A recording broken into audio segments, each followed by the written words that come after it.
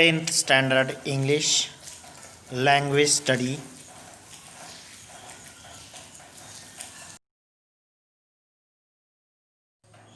Gerund oblique infinitive.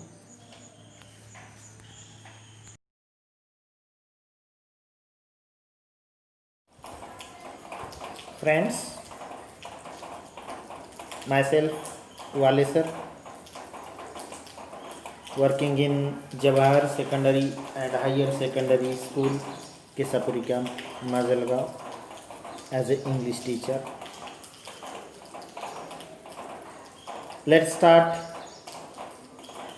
to 10th class language study question.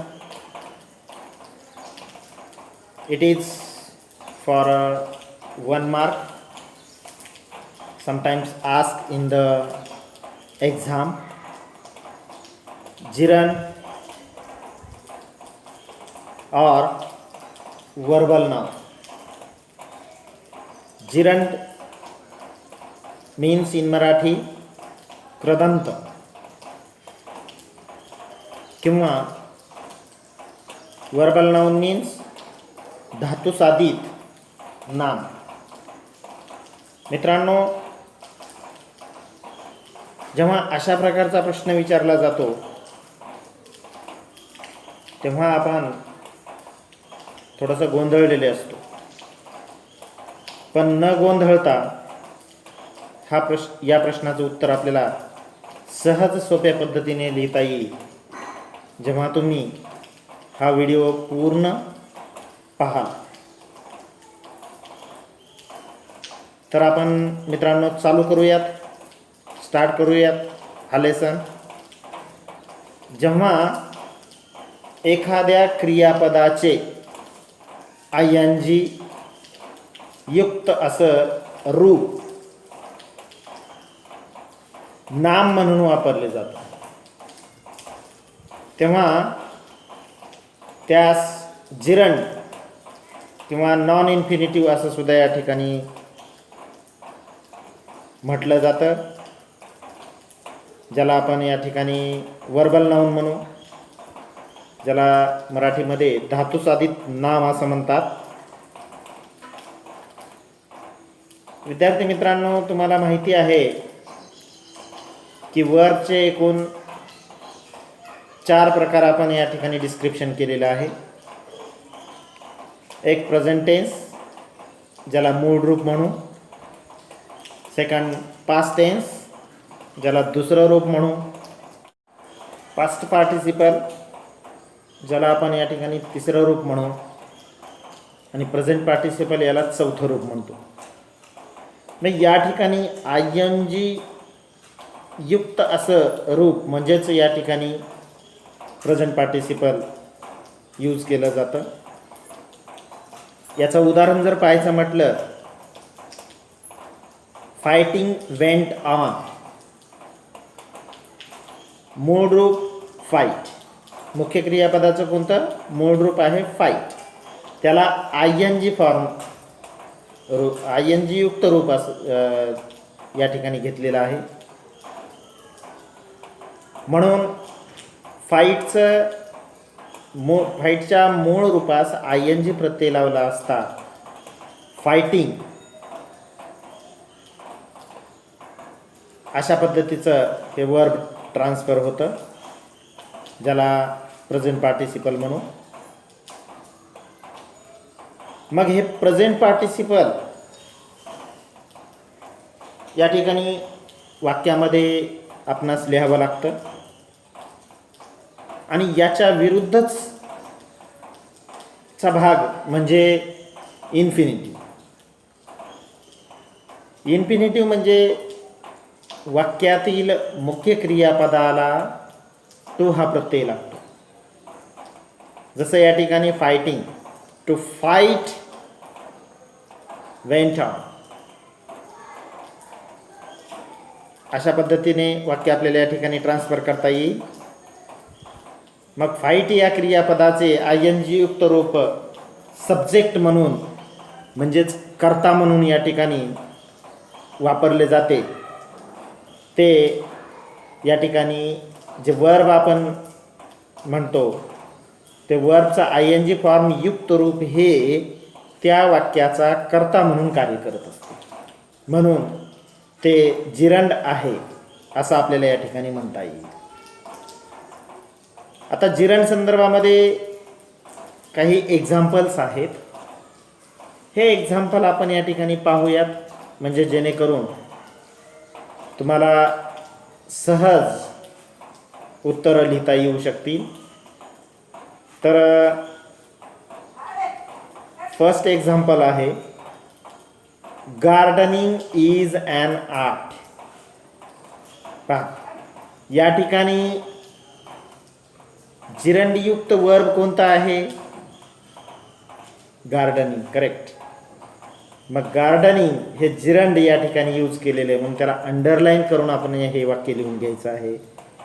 Gardening is an art. Second example, cooking is a science. या ठिकाणचं gerund कोणतं आहे? Cooking. Cook main verb आणि त्याचा ING युक्त रूप cooking असे या ठिकाणी लिहिता येईल. म्हणजे cooking is a science. Cooking याला अंडरलाईन करून घ्या, म्हणजे आपल्याला नंतर लक्षात येऊ शकेल. Example number 3, I enjoy reading poems. पहा, किती मस्त एक्झाम्पल आहे, छान एक्झाम्पल आहे. I enjoy reading poems. Reading हे या ठिकाणचं जिरंड फॉर्म आहे, म्हणून रीडिंगला या ठिकाणी अंडरलाईन करा. त्याच्यानंतर लास्ट एक्झाम्पल आहे, I like reading more than writing. पहा, reading and writing. I like reading more than writing, म्हणजे रायटिंगपेक्षाही जास्त आपल्याला या ठिकाणी रीडिंग करणं आवडतं. म्हणून या वाक्यामध्ये रीडिंग आणि रायटिंग हे दोन्हीही ING युक्त असे क्रियापद हे जिरंड म्हणून वर्क करतात, म्हणजेच कृदंत म्हणून या ठिकाणी ते काम करतात. म्हणून या वाक्यामध्ये आपल्याला जिरंड कशा पद्धतीने फाइंड आउट करायचं हे आपण या ठिकाणी शिकलेलो आहोत. त्या संदर्भात आपण काही एक्झाम्पल्ससुद्धा या ठिकाणी याच्याशी रिलेटेड असे जिरंड आणि इन्फिनिटिव्ह असे एक्झाम्पल्स सोडवा, म्हणजे जिरंडचा इन्फिनिटिव्ह कसा करायचा आणि इन्फिनिटिव्हचा जिरंड कसा करायचा. मग इन्फिनिटिव्हचं जिरंड करत असताना जिरंड फॉर्म म्हणजे तुमच्या लक्षात आलेलं आहे की ING युक्त रूप असलेला मेन वर्ब, आणि इन्फिनिटिव्ह म्हणजे मूळ मुख्य क्रियापदाच्या मूळ रूपास टू हा प्रत्यय लागलेला असतो. त्याच्यापूर्वी टू लिहितो त्या क्रियापदाच्या पूर्वी, आणि आपण ते वाक्यामध्ये तशा पद्धतीने यूज करतो. आणि आपण जिरंडचा इन्फिनिटिव्ह फॉर्म आपण या ठिकाणी लिहू शकतो, किंवा इन्फिनिटिव्ह फॉर्मचा जिरंडसुद्धा या ठिकाणी करू शकतो.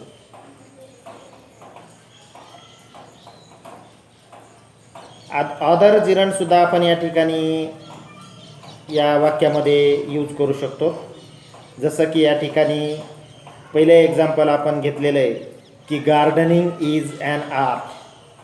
गार्डनिंग या जिरंडच्या ऐवजी आपण painting is an art. Painting हा वर्ड या ठिकाणी जिरंड म्हणून या ठिकाणी वर्क करतो. त्यानंतर एक्झाम्पल नंबर सेकंड एक्झाम्पल आहे कुकिंग इज अ सायन्स. तर याच्यामध्ये या ठिकाणी आपण अनदर वर्ड यूज करू, banking. Banking is a science. अशा पद्धतीने एक्झाम्पल तयार होईल. Example number 3, I enjoy reading poems. तर या ठिकाणी रीडिंगच्या ऐवजी आपण या ठिकाणी ॲक्टिंग घेऊया, म्हणजे आय एन्जॉय ॲक्टिंग. एवढंच आपल्याला या ठिकाणी वाक्य लिहिता येईल. Example number 4, I like reading more than swimming. बघा, या ठिकाणी आपल्याला असं रीडिंग आणि स्विमिंग हे दोन जिरंडयुक्त युक्त अशी रूप असलेले हे क्रियापद, मुख्य क्रियापदे आपण या ठिकाणी वाक्यामध्ये यूज करू शकतो. आणि ते वाक्य असं होऊ शकेल, आय रीडिंग मोर दॅन रायटिंगच्या ऐवजी आपल्याला रीडिंग आणि रायटिंग हे दोन शब्द चेंज करायचे आहेत. मग रीडिंगच्या ऐवजी आपण या ठिकाणी रायडिंग घेऊयात. मग आय लाईक रायडिंग आणि रायटिंगच्या ऐवजी आपण स्विमिंग लिहूयात. म्हणजे वाक्य कसं तयार होईल, I like reading more than swimming. आता अन इन्फिनिटिव्ह फॉर्म हे एक चॅप्टर झाला या ठिकाणी. आता याच्या विरुद्ध म्हणजे असं म्हणता येईल की एखादं वाक्य जर आपल्याला परीक्षेमध्ये आलेलं असतं जिरंड फॉर्मचं आणि ते आपल्याला या ठिकाणी इन्फिनिटिव्हमध्ये ट्रान्सफर करावं लागतं. कधी कधी इन्फिनिटिव्ह देतात आणि त्याचा जिरंड फॉर्म लिहा म्हणून सांगतात. त्यावेळेला दोन्ही गोष्टी आपल्याला या ठिकाणी माहिती असणं आवश्यक आहे. म्हणून या ठिकाणी सेकंड जो त्यातला प्रकार आहे तो म्हणजे ॲन इन्फिनिटिव्ह. मग यामध्ये क्रियापदाचे मूळ किंवा सामान्य रूप म्हणू आपण याला, ज्याला ॲन इन्फिनिटिव्ह म्हणू. काही वेळा एखाद्या वाक्यातील क्रियापदाचे रूप कृती सांगतात किंवा दर्शवतात म्हणू आपण. परंतु काळ, वचन किंवा लिंग याच्याप्रमाणे त्यात बदल होत नाही किंवा बदलत नाही. क्रियापदाच्या अशा रूपाला म्हणजे वर्बच्या अशा रूपाला आपण या ठिकाणी नॉन फायनाईट वर्ब असे या ठिकाणी म्हणतो. मग म्हणजे पुरुष वचनानुसार न बदलणारे क्रियापदाचे रूपसुद्धा आपल्याला म्हणता येईल. इन्फिनिटिव्ह हे टू सह, इन्फिनिटिव्हमध्ये काय केलेलं असतं, टू सह किंवा टू विरहित या ठिकाणी वापरलं जातं वाक्यामध्ये. उदाहरणार्थ, how did people first begin to drink tea, हे एक example. Second example, can you name the beverages. बघा या ठिकाणी हे जे वाक्य आहे टू युक्त म्हणजे टू सोबत आणि म्हणजे इन्फिनिटिव्ह सह आणि टू विरहित म्हणजे वाक्यामध्ये मुख्य क्रियापदाच्या मूळ रूपाला टू हे इन्फिनिटिव्ह आपण या ठिकाणी यूज न करता वाक्य लिहिणे असं म्हणता येईल. मग या ठिकाणी या संदर्भातले काही एक्झाम्पल्स या ठिकाणी पाहूयात म्हणजे ही कॉन्सेप्ट तुमची अजून क्लिअर होऊ शकेल. की it was funny to read words that stood still. बघा या ठिकाणचं जे वाक्य आहे टू रीड याला अंडरलाईन करा म्हणजे या ठिकाणी तुम्हाला लक्षात येईल टू रीड हे काय आहे, इन्फिनिटिव्ह आहे. Next example, can I read the book. बघा can I read the book यामध्ये रीड हे या ठिकाणी इन्फिनिटिव्ह युक्त रूप आहे पण या ठिकाणी इन्फिनिटिव्ह यूज केलेले का नाही म्हणजे इन्फिनिटिव्ह सह नाही, इन्फिनिटिव्ह विरहित असं हे वाक्य या ठिकाणी दिलेलं आहे. To be or not to be, that is the question. To be or not to be याला अंडरलाईन करून घ्या, टू बीला आणि टू नेक्स्ट टू बीला, नॉट टू बीला. तर या ठिकाणी त्यातला एक प्रकार असा आहे फायनाईट वर्ब. ज्या क्रियापदाचे फायनाईट वर्ब म्हणजे नेमकं काय तर ज्या क्रियापदाचे रूप वाक्यातील कर्त्यानुसार निश्चित होते किंवा बदलत असते. आणि इनफायनाईटमध्ये काय पाहिलं आपण की त्यामध्ये क्रियापदाचे रूप कर्त्यानुसार बदलत नसते असं या ठिकाणी आपण पाहिलेलं आहे. तर या ठिकाणी फायनाईटमध्ये मात्र या ठिकाणी कर्त्यानुसार बदल होतो. त्या क्रियापदास आपण या ठिकाणी फायनाईट वर्ब म्हणूया. उदाहरणार्थ, यू आर व्हेरी काइंड या ठिकाणी यू आर याला अंडरलाईन करा म्हणजे या वाक्यातील यू या कर्त्याऐवजी जर आपण ही हा कर्ता वापरला तर ते वाक्य कसं होईल, ही इज व्हेरी काइंड. असं वाक्य या ठिकाणी होईल. म्हणजे मित्रांनो, आता यावरून आपल्याला जिरंड आणि इन्फिनिटिव्ह फॉर्म कशा पद्धतीने ट्रान्सफर करायचा हे आपण या ठिकाणी ऐकलेलं आहे, पाहिलेलं आहे.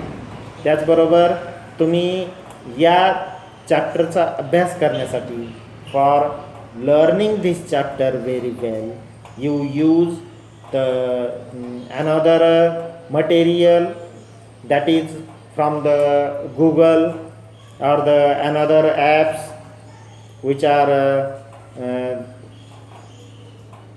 discussed here, like as Diksha app, Maji Shala app.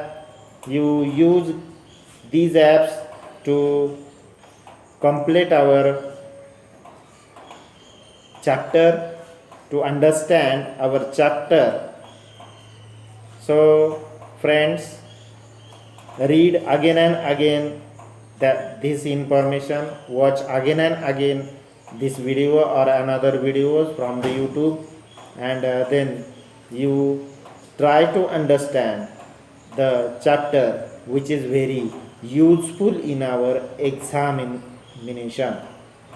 So thanks guys, wish you all the best. You stay at your home and protect yourself